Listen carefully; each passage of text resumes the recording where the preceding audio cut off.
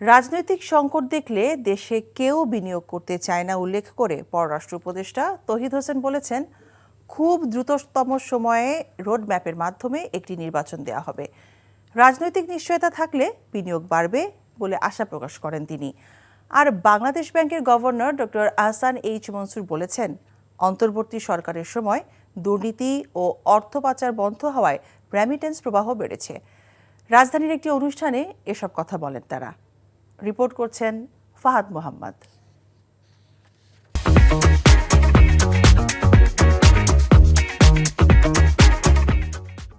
রাজধানীর একটি হোটেলে centre for non residence Bangladeshi NRB branding Bangladesh world conference সিরিজের উদ্বোধনী অনুষ্ঠানের আয়োজন করে।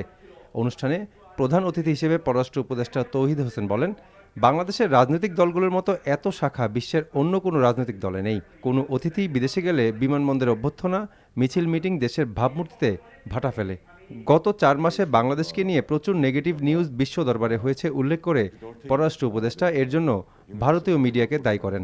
কেউ একজন এখান থেকে যায় আর তাকে ওই ডিম সরার জন্য বা তার বিরুদ্ধে স্লোগান দেওয়ার জন্য বিরাট সংখ্যক মানুষ দাঁড়িয়ে আছে। ইস্যু ভিত্তিক না, সে ব্যক্তি এবং দল ভিত্তিক হয় আমাদের যে রিয়াকশনগুলো।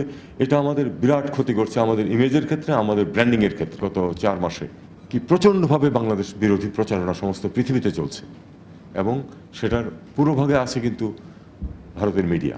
রাজনৈতিক সংকটের কারণে দেশে কেউ বিনিয়োগ করতে চায় না উল্লেখ করে পররাষ্ট্র উপদেষ্টা বলেন, বিনিয়োগ বাড়াতে দরকার রাজনৈতিক স্থিতিশীলতা।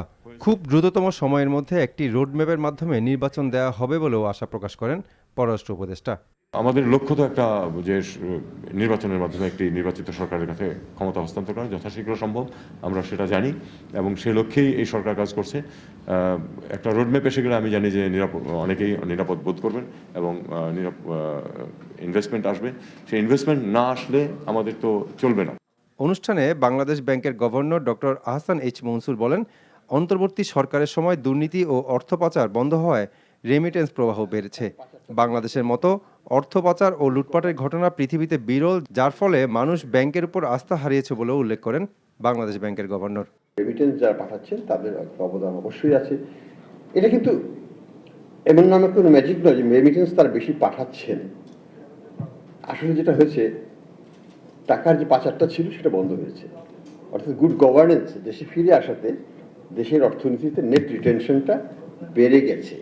আমাদের নেট প্রবাহ যেটা সেটা বেড়ে গেছে, যেটা দুবাই থেকেই পাচার হয়ে যেত হুন্ডির মাধ্যমে ইত্যাদির মাধ্যমে, সেই জায়গাটায় আমাদের একটা উন্নতি আমরা দেখতে পাচ্ছি। দেশে এখনো 4 মাসের রিজার্ভ হাতে আছে, তাই আপাতত দুশ্চিন্তার কোনো কারণ নেই বলেও আশ্বাস দেন বাংলাদেশ ব্যাংকের governor. Fahad Mohammad, NTV news, Dhaka.